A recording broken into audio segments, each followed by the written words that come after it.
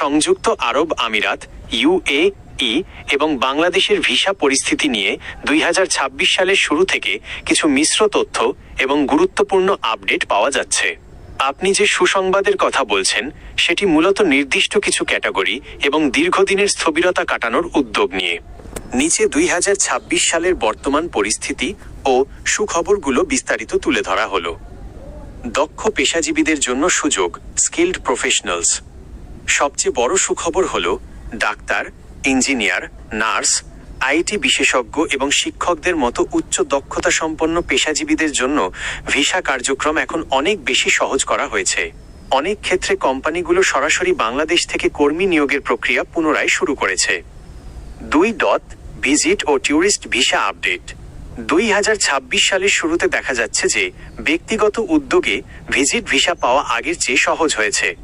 বিশেষ করে পরিবার নিয়ে ঘুরতে যাওয়া বা ব্যবসায়িক কাজে ভ্রমণের জন্য ট্যুরিস্ট ভিসা অনুমোদন দেওয়া হচ্ছে। তবে এক্ষেত্রে রিজেকশন এড়াতে সঠিক ট্রাভেল এজেন্সির মাধ্যমে আবেদন করার পরামর্শ দেওয়া হচ্ছে। 3.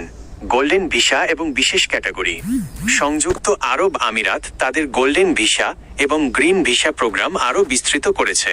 অনেক সফল বাংলাদেশি ব্যবসায়ী এবং বিশেষজ্ঞ এখন 10 বছর মেয়াদী গোল্ডেন ভিসা পাচ্ছেন, যা আগে অনেক বেশি কঠিন ছিল।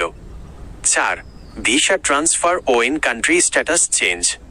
যারা বর্তমানে আমিরাতে অবৈধভাবে আছেন বা ভিজিট ভিসায় গিয়েছেন তাদের জন্য মাঝে মাঝেই visa transfer, visa change, status change করার সুযোগ দেওয়া হচ্ছে। 2026 সালের নতুন নিয়মে নির্দিষ্ট জরিমানার বিনিময়ে অবৈধ কর্মীদের বৈধ হওয়ার বা দেশ ছাড়ার বিশেষ সুযোগ নিয়ে আলোচনা চলছে। 5. সাধারণ শ্রমিক ভিসা নিয়ে বর্তমান অবস্থা।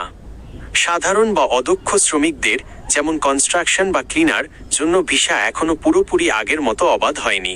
তবে বিভিন্ন সরকারি প্রজেক্টে বিশেষ ক্লিয়ারেন্সের মাধ্যমে কিছু কোম্পানি বাংলাদেশ থেকে লোক নেওয়ার অনুমতি পাচ্ছে।